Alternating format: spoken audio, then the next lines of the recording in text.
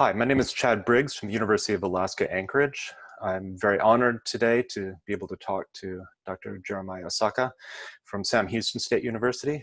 Dr. Asaka, could you please introduce yourself? Well, thank you so much, Chad. Like you said, I'm Jeremiah Asaka.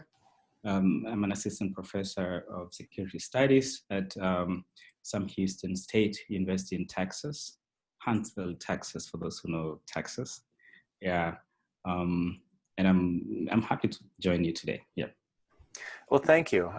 I was really interested in your background. You started with a degree in environmental science in Kenya and then found your way to Ohio, Boston, and now Texas. So could you describe a bit what got you into environmental security? Like who and what were your influences in studying? Yes, so thanks for that. My journey has been very interesting.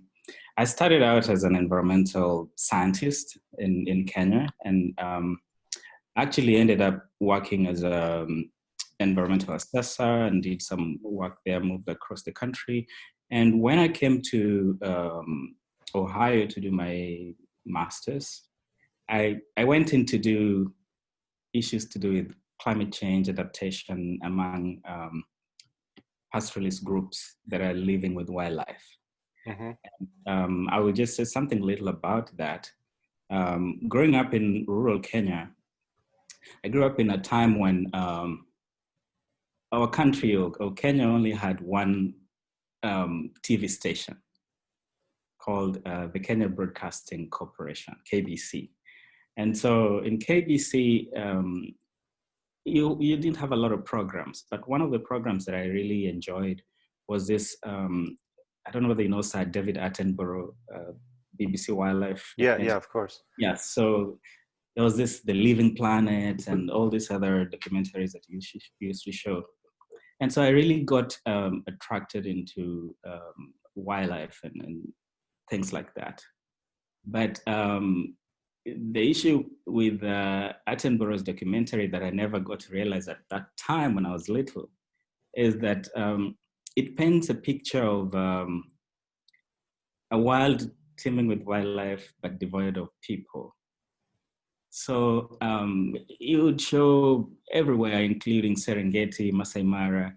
So when I got to high school, I joined Wildlife Club as usual. And so, so we organized a trip to Masai Mara. And then I got there and I realized that there are people actually living with wildlife here, the Maasais. But what shocked me the most was that the poverty there was very, very high, when wildlife was a big contributor to Kenya's economy and has always been, even though now, because of COVID-19, I believe tourism has gone down. Most of the revenue comes from wildlife tourism. And so that got me thinking that there must be something really wrong here. There must be a disconnect between these two. So I still continued liking wildlife and stuff. I went on to do environmental science at the university, which was essentially, I would call it environmental studies as well, because there was a bit of science, hard science lab, and there was also the social bit of it. And when I graduated, I got a job, and this job at one point took me back to these places. So now the northern part of the country. The other was the southern part where you have the Maasais. Now this was the northern part where you have the cousins of the Maasais called the Samburu. And so up here, my work was to audit tourist lodges, so do environmental audit of tourist lodges for a chain of tourism industry players. And so I was hosted in very nice tourist lodges and stuff, and I was flown around, moving from one place to this private little, the 4-seater, 6-seater kind of Cessna planes. And while I was at these places, I could see how the Samburu's story is not very different from the Maasai's. So you could see all this nice life at the lodge, but then the people serving you and the community around are not really doing well. And so that really informed how I started shifting my study from the hardcore science to the social science. So when I got to Ohio University, I reached out to, before I got in, I reached out to some of the people who are doing work there. So Dr. Tom Smarker has been working on climate change adaptation and climate change issues on that region in Tanzania and Kenya. I reached out to him and Dr. Edna Wangui, and we started something. And Dr. Tom Smarker ended up being my master's thesis advisor. But along the line, somebody came in the picture as I just got admitted. So when I got admitted, the program director was leaving and a new one was coming in. And so the new one happened to be Jeff DeBelco, whom you know. Yes. And so for lack of a better word, I would say we kind of got this love at first sight kind of thing. We struck, I don't know how to say it, but we became very good buddies. And up to now, maybe one day I'll ask him what he saw in me, but that really changed things. So the way it changed things was at that time, the Belco was working on, so the IPCC, I think it was the fifth review report, yes, fifth assessment report. And they were working on chapter 12 that was dealing with human security. And so I was this graduate student at that time working as this research assistant. And so I used to help with a few things here and there and got to start reading things, learn about people like Richard Matthews, Adgar and Simon Dalby and all these guys. And my interest started ticking and I started asking myself, this concept of human security looks very interesting. Because environmental security at the time was, to me, very state-centric. So it wasn't very appealing. I didn't see how it was going to connect with this guys. So I started thinking how I can connect human security with the things that I'm already doing, climate change and stuff. And so that's how the thing started. And lo and behold, when it got to time for me to apply for PhD programs, I saw this PhD at UMass that was global governance and human security. I said, wow. And so I applied and luckily I got admitted actually even before, I got full funding and everything before I even defended my master's thesis. And it was very impressive. I was like, wow. Yeah, so, and that's how now I got into the environmental security issues, mixing my environment side with human security. So my understanding of environmental security is actually from a very people-centered understanding of security.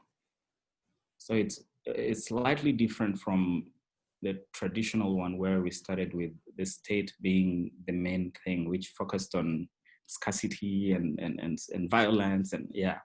So it's a little different. So in a nutshell, that's really it. I don't know if I missed something. Maybe you said who influenced me, right? Yes, yes.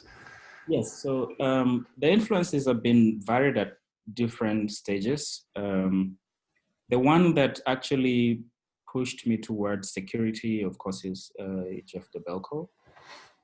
And then I've had influences over time with others. So now like scholars from the African side of the divide. So the one that comes to mind in this context mainly is Cyril Obi.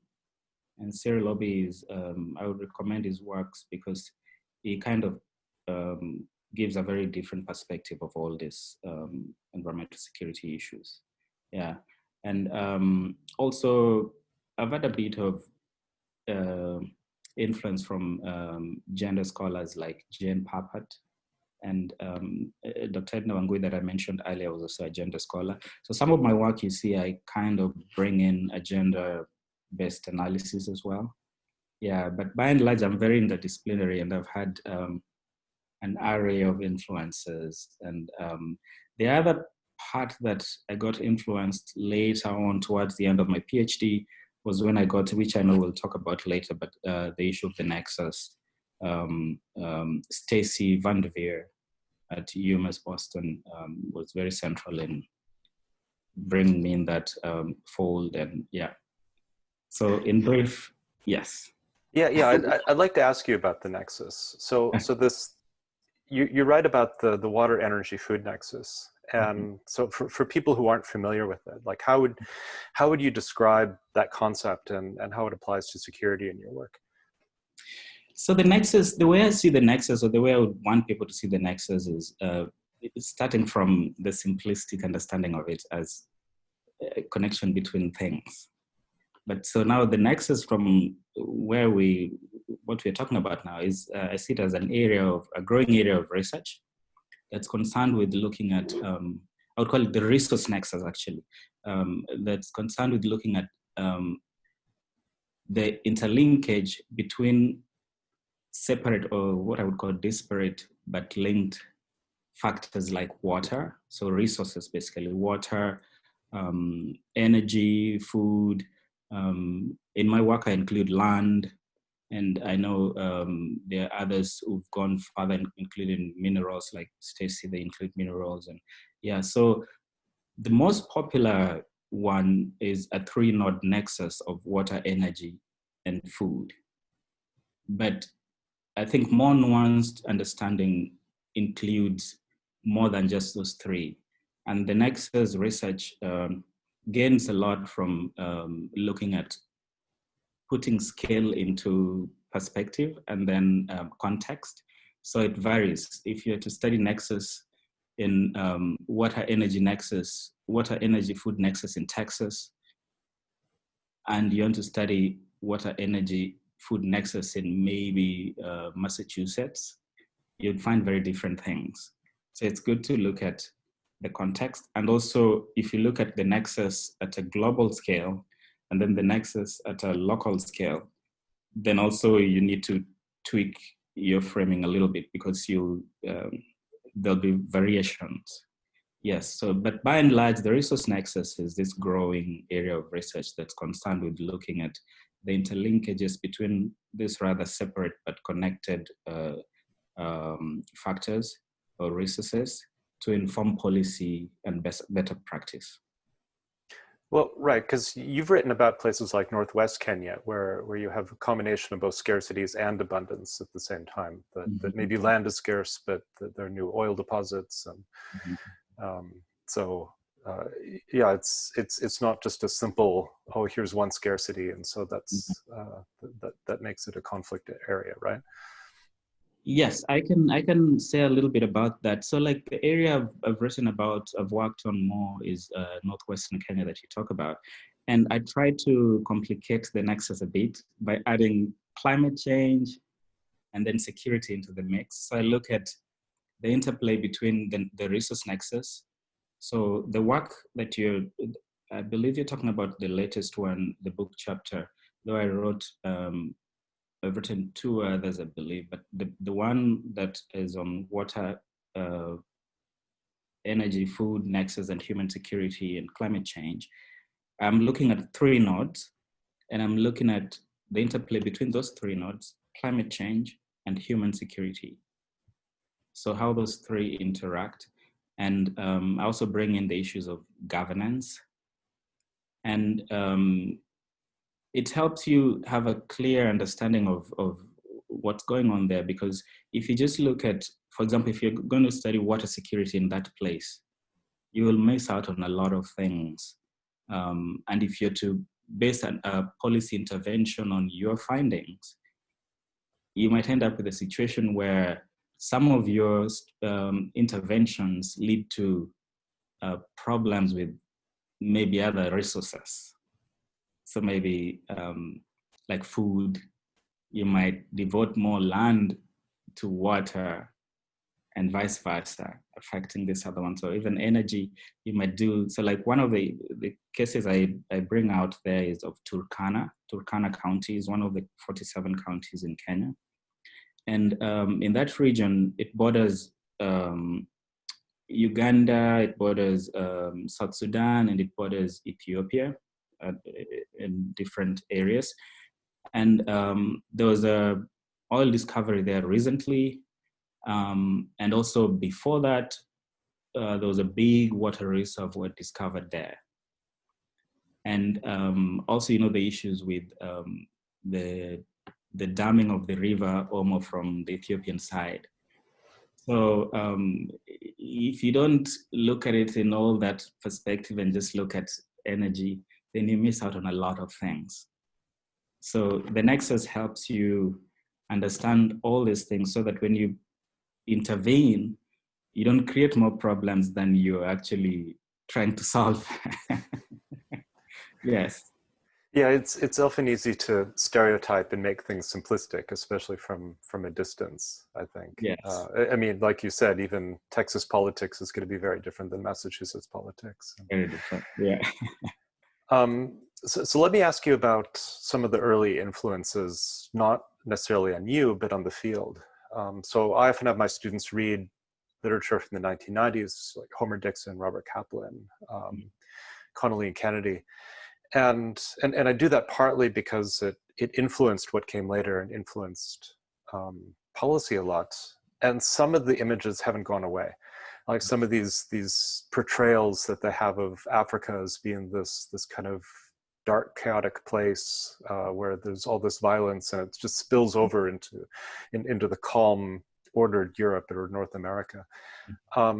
So could I just have you maybe give some reactions to, what someone from that area thinks of how, Westerners have often portrayed Africa? Yeah, thanks for that. I don't know how to put this, but yes, I think they will not be very pleased. They're not friends of mine. It's okay, man. Yeah. So I'll say what I think about the resource scarcity thesis. It's very popular. That one I have to admit, and it's popular for a reason, because of, I think, how the scientific world is framed. It's largely European, North American centered. So it makes such kind of analysis pick very quickly. And most of the time, it goes without saying that opposing voices or alternative voices are not always given the chance. And before I go further, I think I would also recommend the work of Cyril Obi here. Yeah, but the way I see the resource scarcity thesis is that it's a little simplistic and, like I said, very European, North American centric. Because the gist of the argument in this thing, if I get it right, is that population growth leads to resource scarcity, which translate to conflict, if I can simplify it like that. So there are three problems I see with that. I know people have criticized this a lot, but from my own perspective, there are three things I see here. One is that most of this work was just focused on the developing world.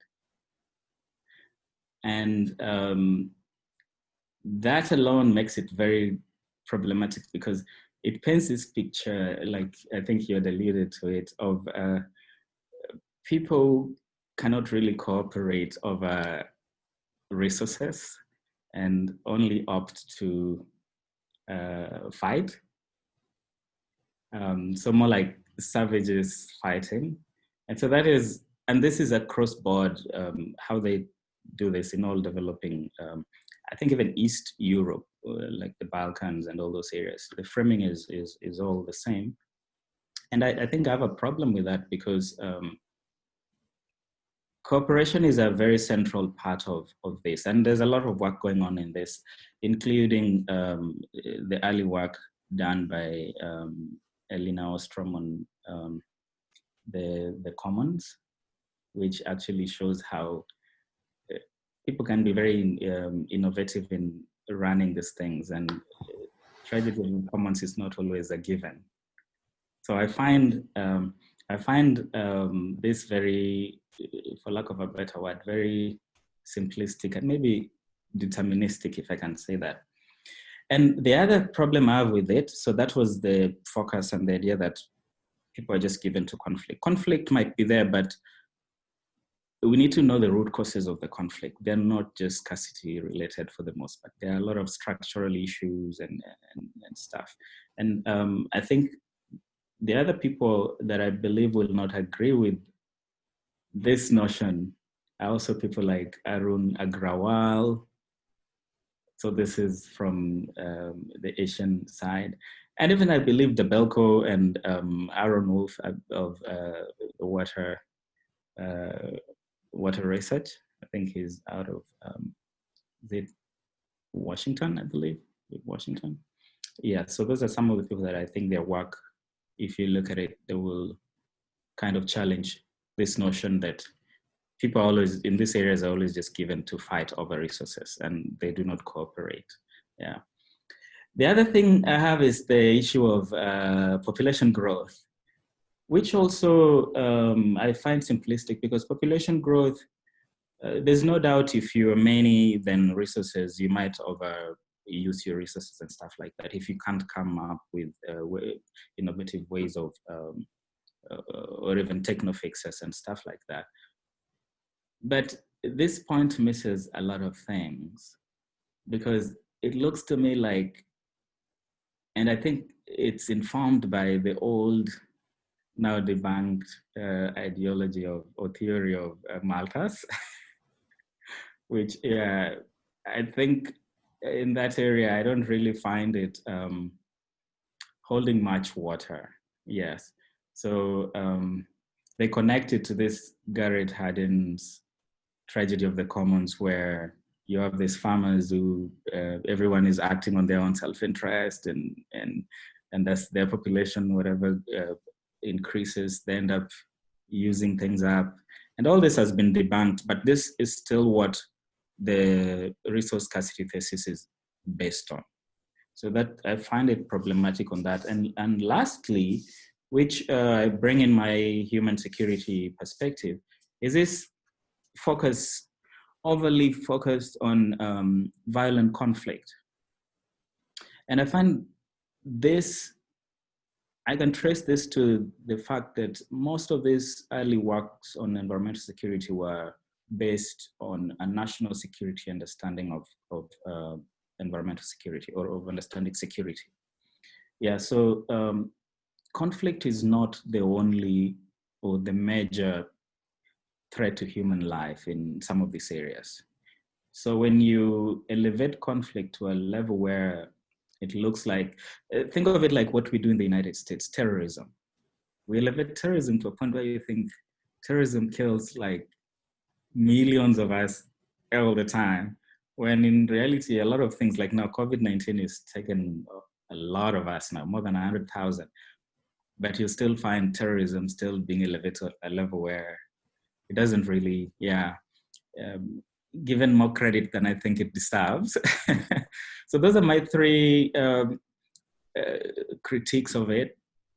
I feel like they need to nuance it a little bit. It needs to be nuanced a little bit, and there's need to think of or be willing to understand that there could be other perspectives, and these issues can be very problematic, because the problem is that this people like Homer Dixon and so like Kaplan, their position in these societies make their ideas permeate into policy and practice.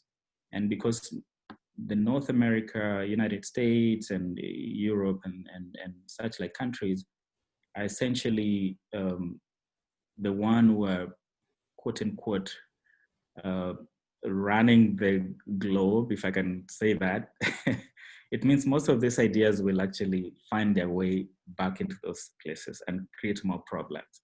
And they actually, I believe, creating more problems than they're solving. But I think there's light at the end of the tunnel. Human security scholars are coming up, and other critical guys from the gender tradition are also coming up. And I think with time, this kind of simplistic diagnosis will be put in their rightful place, just like the Malthus one and the Tragedy of the Commons, which should now actually be somewhere in in the museum or something. Yeah, and if I could emphasize another point that Yeah. I think you've also written about in terms of the historical context, that Yes. you can't look at a place like Africa without understanding the colonial background Mm-hmm. and how that set up political structures and economic structures. Yeah. And it's not just Africa. I mean, you couldn't understand what happens here in Alaska with resource use if you only look at Alaska, because there aren't that many people here. And actually, we get most of our resources from outside of Alaska. So Mm-hmm. we export all of these raw materials, and then we have to rely upon the lower 48 states to import all of our food and even fuel. Like there's very few fuel processing plants in Alaska. And then the same is true in Northern Canada. You know, it's a very colonial relationship. Mm-hmm. So yeah, that was one thing that Simon Dalby really opened my eyes to when I was a student of his, right? This political economic impact of how things are set up, that it's not the local people who are often using the resources. Yes. I think that's a very important point. Yeah. Most of the conflict, actually, when you look at it keenly, and I'll talk about this as we continue to, but most of it, so I'm going to talk about a concept of manufactured scarcity, which I will say more later. The scarcity is not really just from population growth. And most of these societies, they have adaptive strategies that they use. Like where I study in northwestern Kenya, population grows, but when you talk to these people, there's migration that never used to be a thing there. And there's also this mobility among themselves between these areas. All these strategies ensure that they don't overrun the resources they have. So problem comes in when policy changes or interventions informed by policies that are informed by this scarcity population growth understanding come in. So like in the 80s, and I think between 60s and 80s, you had this idea of tragedy of the commons taking root, and places like where I'm studying, there was a huge move towards sedentarizing mobile pastoralists. So you drill boreholes for them so that they can actually stay around those areas, and then try to introduce agriculture and stuff like that. And this led to a lot of problems, which are still being seen to this day, and more other things. There are new others that I'll talk about as we continue. Yeah. Well, yeah, please do continue on that, because I wanted to ask you about, you know, what are the problems that people should look at in East Africa? You know, either if students are interested, or what do you think researchers need to focus more on? Mm-hmm. So, okay, so I think I'll start with, I can frame them as pressing issues, but then this list I have here is not really exhaustive. I'll start with the elephant in the room, climate change, which I believe is one of the biggest issues there now. And some of these areas, like where I study, climate variability is a part of the life there. So you have all these changes in weather patterns and stuff, droughts becoming more frequent, prolonged droughts that used to come every 10 years that were very predictable now come almost every other 2 or 3 years. You have El Nino, which never used to be there. You have a lot of flash floods. So those kind of things might get worse as the climate changes. So climate change, I believe, is top on the list of this. And then I can talk about the manufactured resource scarcity I was talking about. This is something that I just, I came across when I was doing my field work. So there are several interventions being done from the global level. And they're mainly informed by this idea that, which is good, that we need to take care of the environment and all that. But most of these interventions go to places where the locals don't really have a say. So for example, there's a spread of community, what is called community-based conservation. It's varied across regions or geographies, but in the case of where I was studying, the model that's being rolled out there, it's more like the model of parks, where you have areas with no human activity, so you cannot access them. And you do this in community land. And in most instances, the places where they give to the wildlife are the places that have water, that are more green, technically places that pastoralists used to use as dry season grazing areas. So those areas, once they've been earmarked as what they call core conservation areas, the pastoralists can no longer access them. And most of this community conservation is based on this idea that wildlife conservation attracts tourism, which in turn brings money to the locals. But that has not been very forthcoming. And now with things like COVID-19, where there's no tourism, it's even worse because their livestock has dwindled. So the livelihood they used to depend on is already compromised. The new one that they were being promised is not delivering. so it's a really tough situation, but it's happening that way because there's very little consultation going on, or substantive consultation going on with the locals. There are a lot of intervening factors like elitism. So the local elites are okay with this European, North American centric way of thinking, but the locals who are actually living it do not get it, and it affects them. And so the other pressing issue that I see is, now I'm going to go broader. So this would be sharing of transboundary resources, especially water. So the big one is now the Nile River, and you know, the Grand Renaissance Dam that Ethiopia is building, which is now a hot topic. And yeah, that's one of the things that I think anybody focused in the Greater East Africa or Eastern Africa or East Africa and the Horn should pay keen attention to.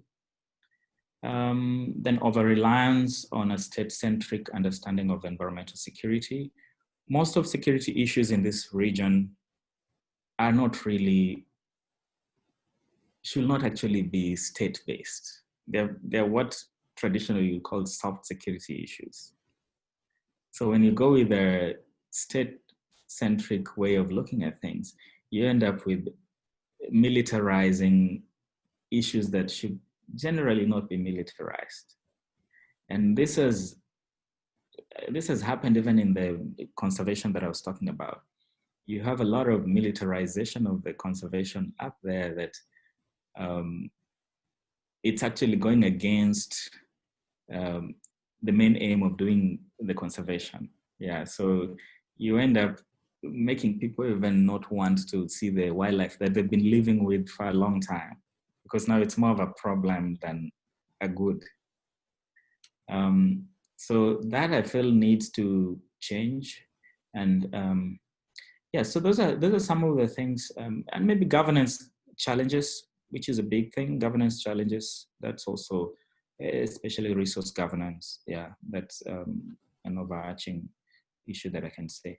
And so what needs to be studied more, I would say the resource nexus in specific contexts and at multiple scales, and the interplay between climate change and the resource nexus and implications of the same for human security. I would want to see more focus on cooperation over shared resources than conflict over shared resources, because conflict has been elevated to a point where I feel it doesn't really deserve being there. Because it's more like this idea of studying the threat multiplier effect of climate change, or the link between climate change and security. we've studied it so much to a point where now we know almost everything about it. So we need to move on to the point of what do we do? So maybe if we look at how climate change adaptation can lead to conflict, and don't assume that climate change adaptations are just good throughout, then those are some of the areas maybe we can start going to. But other than that, I feel like conflict, now we need to focus more on cooperation more. Yeah, which is actually happening. Like when I was doing my fieldwork up there, these communities that are painted as very conflict prone and stuff like that. I attended a meeting of 3 communities. So the Samburu, actually I think there were more than 3. The Samburu, the Borana, the Somali, and the Rendile. These guys were meeting to chat a way of how they can share dry season grazing area. And this one doesn't really get much traction in the literature or even in the media. All we see is a conflict when it arises. Yeah, but there are these little ones that are happening. So if those ones can be highlighted more, I think it will create more good than we actually know. And the other one is implications of climate change adaptation strategies for livelihoods and therefore human security. I think I've hinted at this.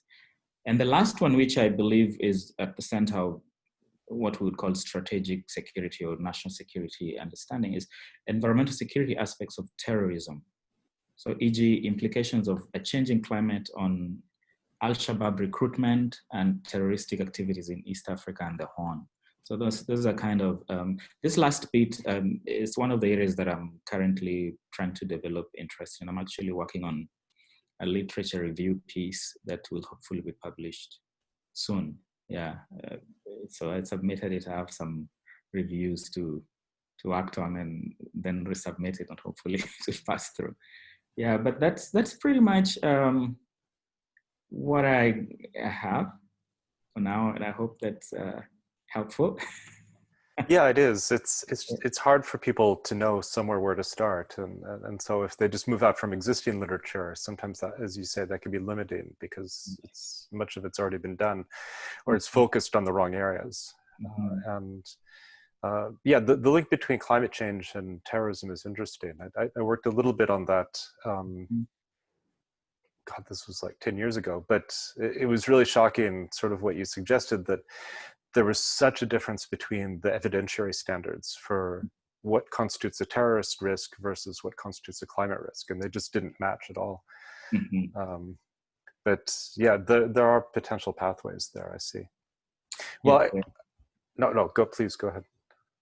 No, there, and some of the articles I reviewed, actually, some of them are your articles, so. Okay. Yeah. Well, good luck in your work. I hope that we'll be able to talk again, and do stay healthy. This is a sort of troubling time for everyone. So, and not every morning you get the reminder of environmental impacts on our own security, right? Thank you so much for this opportunity. All right. Well, thank you as well. Okay, bye.